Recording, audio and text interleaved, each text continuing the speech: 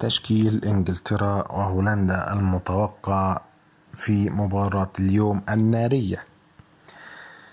يلتقي منتخب إنجلترا مساء يوم الأربعاء بمنافسه منتخب هولندا في نصف نهائي كأس الأمم الأوروبية يورو 2024 والمقام حاليا في ألمانيا. وتأهل منتخب هولندا لدور نصف النهائي بعد تفوقه على منتخب تركيا، بينما تواجدت إنجلترا في نصف النهائي بعد تخطي عقبة منتخب سويسرا بركلات الجزاء الترجيحية. وكشفت صحيفة آس الإسبانية عن تشكيل منتخب إنجلترا وهولندا المتوقع في مباراة اليوم المنتظرة.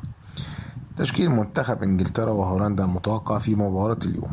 جاء تشكيل منتخب إنجلترا المتوقع كالتالي: في مركز حراسة المرمى بيكفورد، خط الدفاع ووكر، ستونز، جيهي، لوكشو، خط الوسط ماينو، ديكلان رايس، فودن، خط الهجوم ساكا، هاري كين، جود بيلينغهام.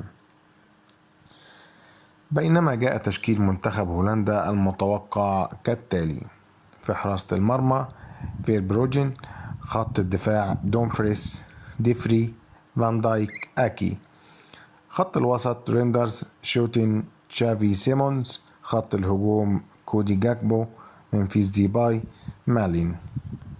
دي التشكيلة المتوقعة لإنجلترا وهولندا لمباراة اليوم. طبعا الفائز منهم هيصعد للمباراة النهائية لملاقاة إسبانيا.